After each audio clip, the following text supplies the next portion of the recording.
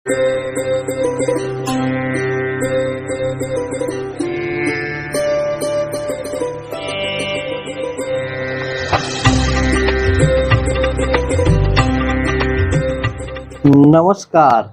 प्रिय दर्शकों, हाजिर हूँ मैं।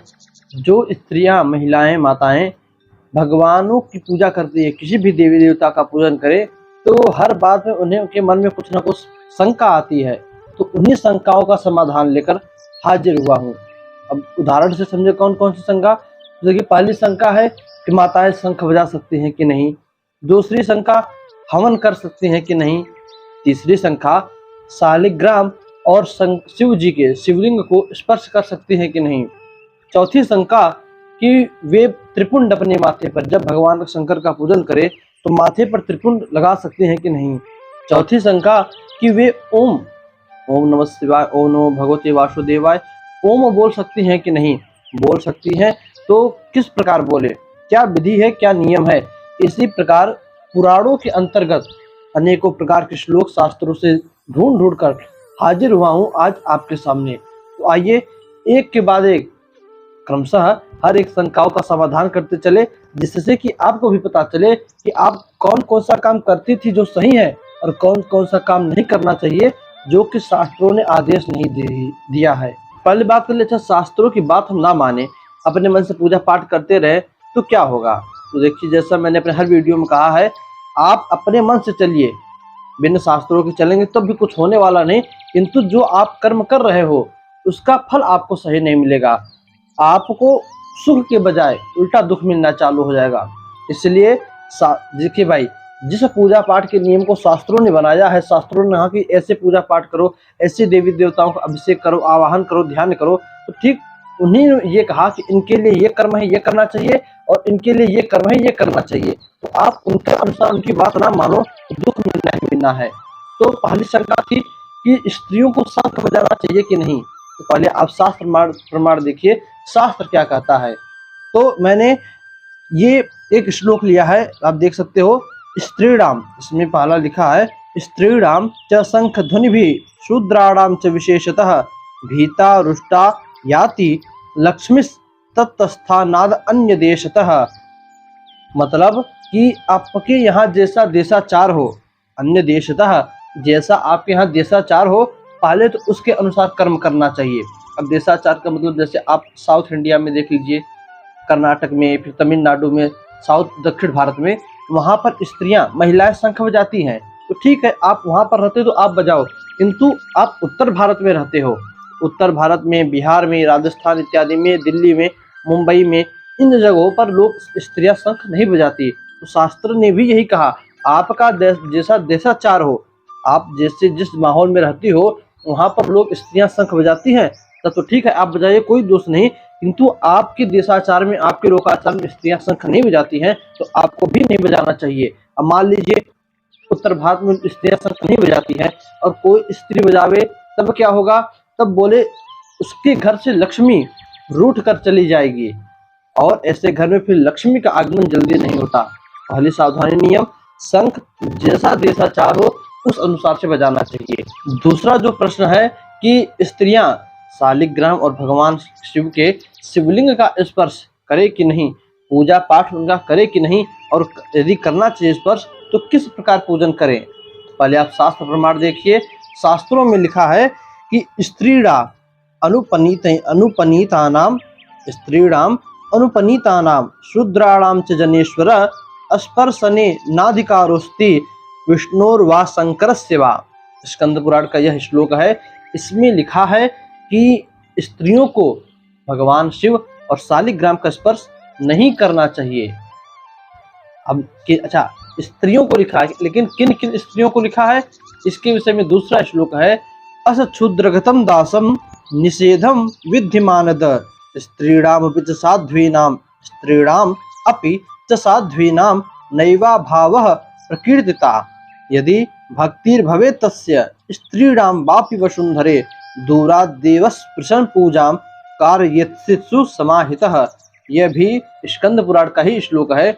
आप इन श्लोकों से क्या समझे कि जो स्त्रियां अपने माता पिता पति की सेवा करती हो, उनकी बातों को मानती हो, पतिव्रता हो, सिर्फ वही लोग शालिग्राम और भगवान शिव के शिवलिंग का स्पर्श कर सकती हैं, अथवा कोई नहीं।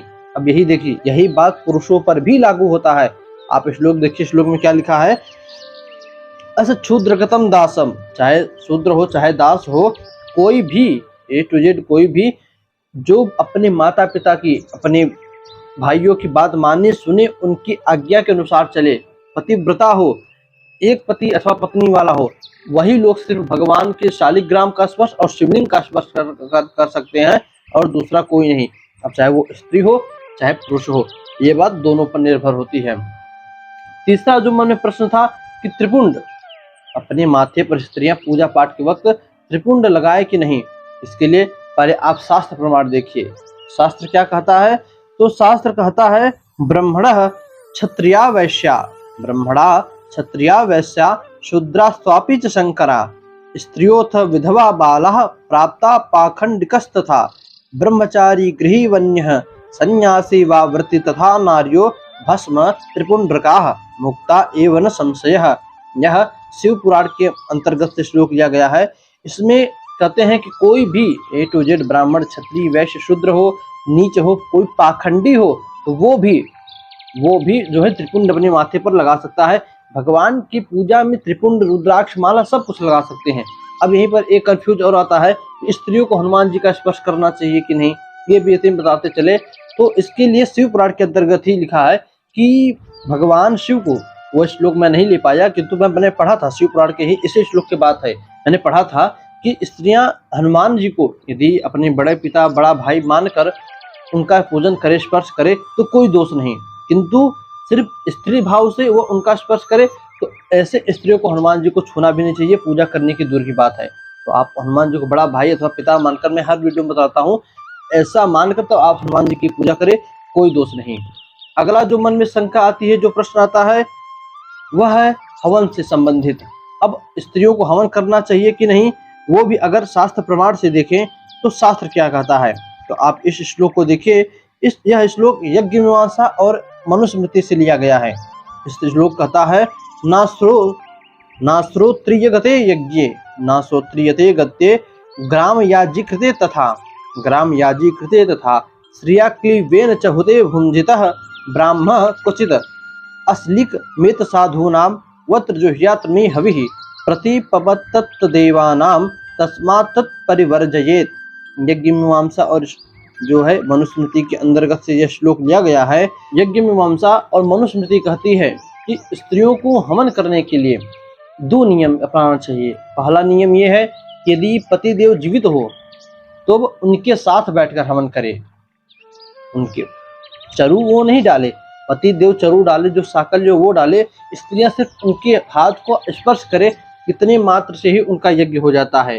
किंतु अब पतिदेव नहीं है, किसी कारण से उनसे विच्छेद हो गया है, छूट गए हैं, या किसी कारण से वे संसार भी नहीं है, तब आप जो है हवन कर सकते हो, स्वयं से चरु डाल सकते हो। ब्राह्मण लोग देखते हैं, हमने देखा है, वो लोग डलवाते हैं, और जो है स्त्रियां जो है साकला डालते भी हैं, तो इसमें कोई दोष नहीं। किंतु पति हैं तब आप उनको दे दो साकला, वे साकला डालें, और आप उनके हाथों का सिर्फ स्पर्श करके बैठी रहो, इससे भी आपको उस यज्ञ का फल मिल जाता है। अब कहीं कहीं पर आप देखो, बहुत बड़ी बड़ी जहाँ पर यज्ञ होती है, वहाँ के जो आचार्य होते हैं वे स्त्रियों से साकला डलवाते हैं, और कुछ जगहों पर आचार्य स्त्रियों से साकला नहीं डलवाते हैं। तो इसमें भी देशाचार के अनुसार देखना चाहिए, जैसा देशाचार कहे। किंतु शास्त्र यही कहता है कि यदि आपके पति जीवित हो तब वही साकला डाले, आपके साथ हो तो वही साकला डाले, आप सिर्फ उनके साथ बैठी रहो।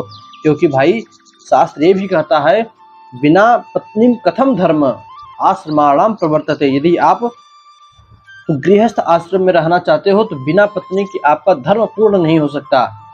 जब महाराज रामचंद्र जी को यह राजा बनने के बाद, महाराज बनने के बाद यज्ञ करने पड़ा, तब सीता जी वन में थी, तो राम जी को एक सोने की मूर्ति बनवाकर माँ सीता की, तब उन्होंने यज्ञ किया था।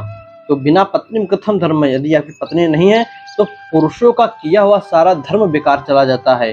पत्नी है तो उसके साथ में बैठकर ग्रंथि बंधन, गांठ जुड़वाकर तब पूजा पाठ करना चाहिए। अगली जो मन में शंका है, स्त्रियां ओम बोल सकती हैं कि नहीं, तो इसके लिए शास्त्र क्या कहता है, श्लोक आपके सामने है, आप श्लोक देखिए।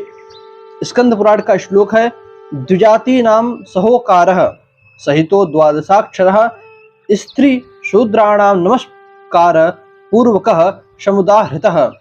अर्थात कि ओम हर कोई बोल सकता है, पुरुष हो स्त्री हो द्विजाति कोई हो। आप इस श्लोक देखिए, लिखा है ना, द्विजाति नाम सहोकारः सहितो द्वादशाक्षरः। कोई भी द्विजाति ही क्यों ना हो वो भी ओम बोलने का अधिकारी है। किंतु अब यहाँ पर देखिए किंतु लगा है, किंतु क्यों लगा? इन लोगों को ओम बोलने पर, देखिए भाई ओम क्या है, वेद मंत्रों के अंतर्गत आता है। आप वेद मंत्र बोलो तो नाभि से खिंचाव होता है। अब नाभि के पास ही गर्भाशय होता है। स्त्रियों को ओम बोलने से इसलिए वंचित रखा गया कि भाई उन्हें आगे चलकर संतानोत्पत्ति करना है, ओम बोलेंगी वे तो नाभि का खिंचाव होगा, गर्भाशय का खिंचाव होगा, जिससे कि गर्भाशय में क्षति पहुंच सकती है, आगे वंश बेल में दिक्कत आ सकती है। इसलिए स्त्रियों को, शूद्रों को ओम बोलने से वंचित रखा।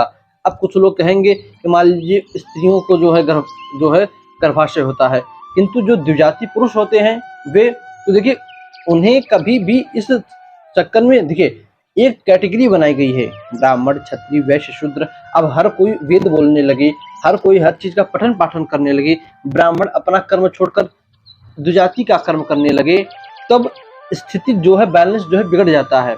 जैसे एक प्रधान है वो पीएम का काम करने लगे और पीएम प्रधान का काम करने लगे, बैलेंस बिगड़ जाएगा।